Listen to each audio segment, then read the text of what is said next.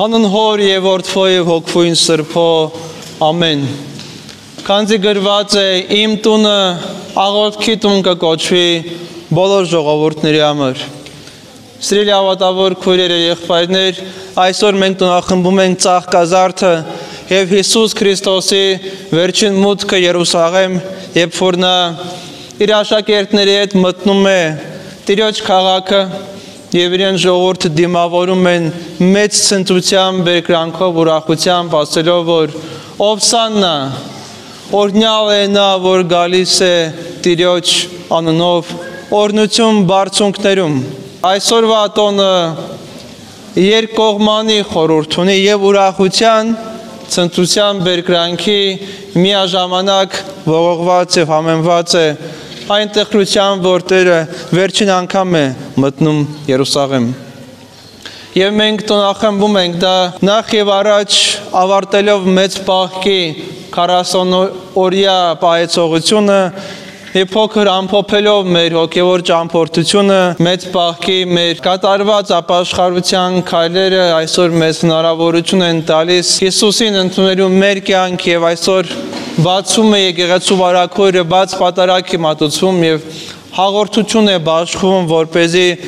ճիշտ այնպես, ինչպես Տերը մուտք գործեց Երուսաղեմ 2000 տարիներ առաջ, մեր կյանք եւս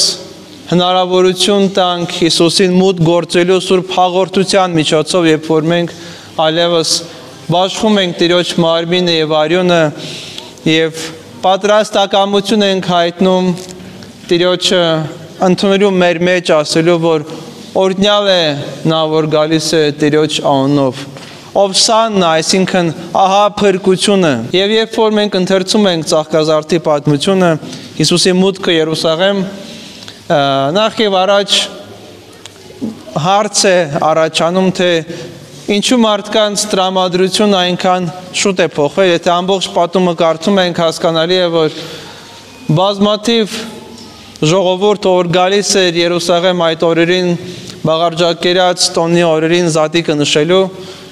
տեսան իր մեջ իրենց փրկչին, տեսան Մեսիային եւ աղաղակում եւ օրհնաբանում էին Տիրոջ եւ Աստծուն եւ 5 օր հետո, երբ որ ուրբաթ օրը պիտի կայանար Տիրոջ դատապարտությունը, նրանցից շատերը, ոչ բոլորը բնականաբար, այլևս ասում են, որ խաչը հանիր իրենց։ Եվ դա հասկանալու համար մենք մի փոքր պիտի փորձենք խորասուզվենք այսօրվա տոնի իմաստի խորհրդի մեջ հասկանալու համար, թե ինչու այդպես կատարվեց եւ ինչ պատգամ ունի մեզ համար այսօր Ծաղկազարդը։ Նախ եւ առաջ Տերը մուտք գործեց որպես թագավոր, որպես արքա եւ թե Զաքարիայի մարգարեությունը, թե այլ մարգարեությունները հենց այդ մասին էին հուշում, որ պիտի գա հեզ արքա Էշիվ ավանակի վրա նստած, որպես ազատարար եւ նոր ժամանակաշրջանի հաստատող, դրա համար մարդիկ ասում են, որ օրհնյալ է թագավորությունը, հա, օրհնյալ է այն թագավորությունը, որ Աստված տվեց Իսրայելին Դավթի միջոցով եւ ահա վերականգնվում է։ Եվ բնական է, որ մարդկանց սպասելիքները, ինչպես բոլոր ժամանակներում բոլոր մարդկանց սպասելիքները շատ նյութական եւ իրենց կյանքի հետ միայն տեսաների կերպով առնչվող են եւ հերանեկարային չէին, ճիշտ այնպես, ինչպես այսօր մեզ այն շատերի սպասելիքները Աստծուց, թե ինչի համար մենք գալիս ենք Աստծո եկեղեցի, ինչի համար ենք աղոթք անում եւ ինչ է մեր սրտում ապրում, նախ եւ առաջ մեր կյանքի բարեկարգումը, մեր սեփական երջանկությունը եւ մեր նպատակներին հասնելը, դրանից հետո արդեն կարող է այլ գաղափարներ լինեն եւ ճիշտ այնպես եղել է Հիսուսի ժամանակներում, այդ իսկ պատճառով կտրուկ փոխվում է իրենց վերաբերմունքը, երբ որ իրենք հասկանում են, որ Տերը այն մեկը չէ, որ պիտի իրենց տա իրենց անձնական երջանկություն եւ աշխարհիկ թագավորություն, կտրուկ այդ սիրուց դեպի ատելություն են անցնում եւ խաչ են հանում իրենց փրկչին։ Սակայն եւս մի հանգամանք կա, որ նպաստում է իրենց այդ վերաբերմունքի փոփոխմանը, այն թե ինչպես է Տերը գործում Երուսաղեմ եւ ինչ է տեսնում։ Տերը նախ մտնում է տաճար, ցույց տալու համար, որ իր թագավորությունը Աստծո թագավորությունն է։ Մուտք է գործում տաճար եւ տեսնում է, որ այն տեղը, որտեղ որ պիտի աղոթք աներ, վերածվել էր բարեսբուն իմաստով շուկայի։ Այնտեղ կենդանիներ էին վաճառում եւ վերավաճառում մեծ եւ փոքր, խոշոր էրջերավոր եւ մանր կենդանիներին։ Լումայափոխները սեղաններն են եւ հնարավոր չէր այդ վայրում աղոթք անել եւ արդար ցասումն է,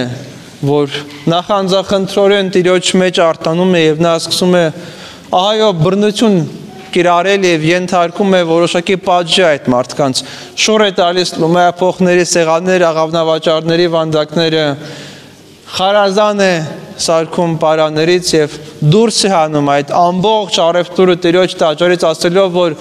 գրված է, որ իմ տունը աղոթքի տուն պիտի կոչվի բոլոր ժողովուրդների համար, իսկ դուք վերածել եք այն ավազակների որջի, որտեղ իսկապես ավազակություններ կատարվում այդ տաճարում, ինչի մասին վկայում են պատմիչները, որ կենդանիներին բերում էին հենց տաճարից ներս եւ կատարվում էր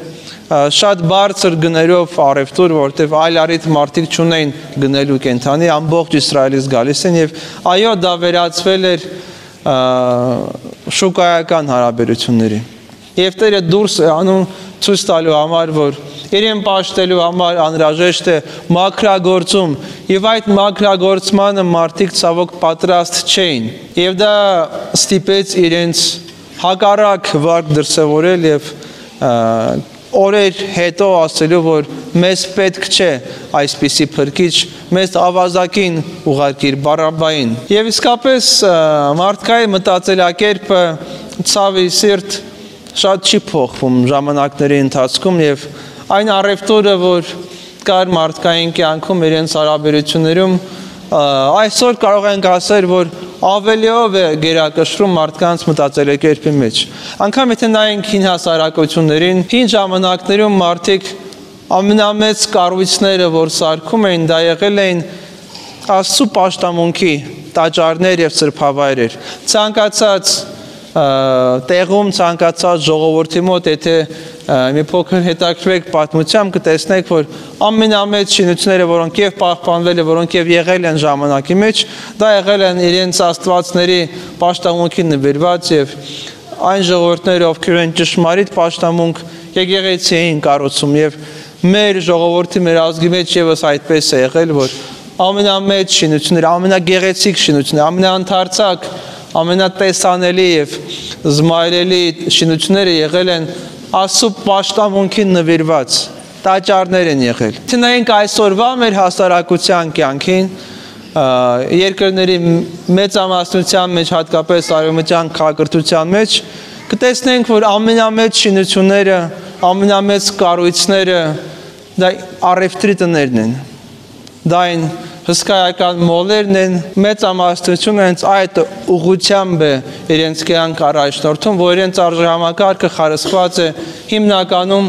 առևտրի եւ հաճույքների վրա։ Գնալով նվազում է այն տենդենսը, եկեղեցի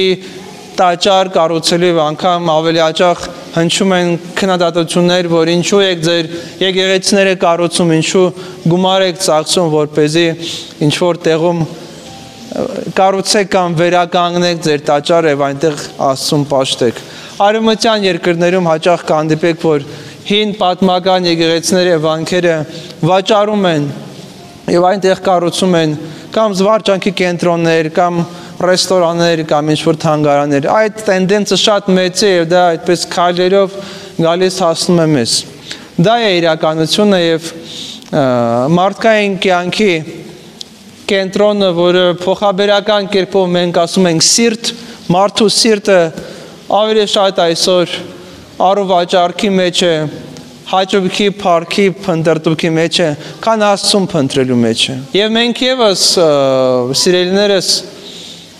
Աստծո քաղաքն ենք։ Եվ մարդու սիրտը այն տաճարն է, որտեղ որ ամենագլխավորն է, ամենակարևորն է, դա Աստծո պաշտամունքն է։ Երբ որ Աստված գալիս է մարդկային կյանք, երբ որ մուտք է գործում այդ քաղաք, նա միանգամից մրտնում է մարդկային սիրտ։ Երբ որ տեսնում է, որ այնտեղ իր համար տեղ չկա, երկու քայլ կա, որ նա կարող է անել, կամ մաքրագործել այդ սիրտը, ուշ կիրառել եւ դուրս հանել այնտեղից այդ առևտուրը, կամ ուղղակի թողնել եւ գնալ։ Եվ մեր կյանքում սիրելիներս եւս այդպես է լինում, որ Տերը գալիս է մեր կյանք, երբ որ մենք առնչվում ենք Աստծու հետ, հանդիպում ենք Աստծուն։ Ինչ է փոխվում մեր կյանքում։ Արդյոք մենք պատրաստական ենք հրաժարվել այդ առևտրական եւ շահառու հարաբերություններից եւ ազատել մեր սիրտը եւ ընդունել մեր սիրտը Հիսուս Քրիստոսին։ Դա այն հարցն է, որ պիտի այսօր յուրաքանչյուրդ ձեզ տակ սիրելիներս։ Այո, գեղեցիկ տոն է, մենք այսօր ուրախություն ենք ապրում, հիշում ենք Տիրոջ պատմությունը, բայց դա վերաբերում է մեզ յուրաքանչյուրիս։ Արդյոք մեր սիրտը չի վերածվել այն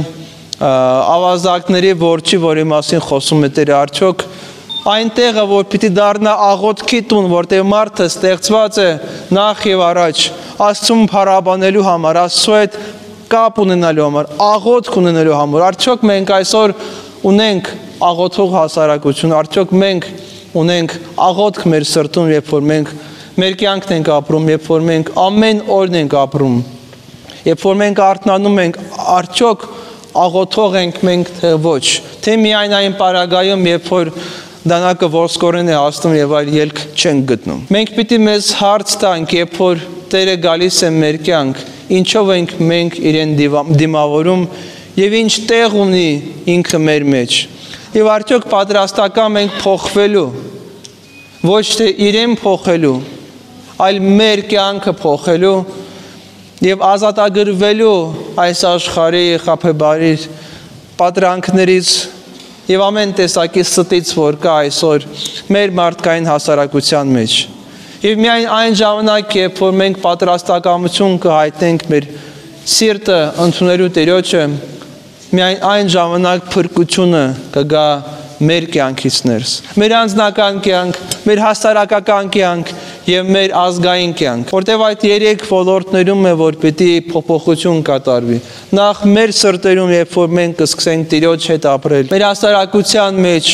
երբ որ մենք կսկսենք Աստծուն պաշտել ազգովի եւ այս եկեղեցին ոչ թե միայն տաղավար տոներին կամ տարի մի քանի անգամ այսպես լեցում կլինի ձեր ներկայությամբ, այլ ամեն պատարագին այսքան լեցում կլինի, որ տեղ չլինի անգամ մուտք գործելու։ Եվ մեր ազգային կյանքը, երբ որ մեր ազգը դուրս գա այդ սրանների հետ միայն առևտուր անելու մտածելու մասին, այլ սկսի պաշտել կենդանի եւ ճշմարիտ Աստծուն, որը միայն կարող է մեզ տալ փրկություն, որը միակ փրկիչն է, միակ հույսն է, միակ ապավենն է մեր բոլորի սիրելիներս։ Եկեք այսօրը մտածենք այդ մասին եւ այդ մտածումներով մուտք գործենք պատրաստություն Սուրբ Հարության տոնին, որպեսզի Հիսուսի մեր կյանք ընդունելով մենք կարողանանք իր հետ բարձրանալ Գողգոթա եւ իր հետ հարություն առնել եւ իր փրկությունը վայելել բոլոր ժամանակներում, այսօր եւ հավիտյանս, ամեն։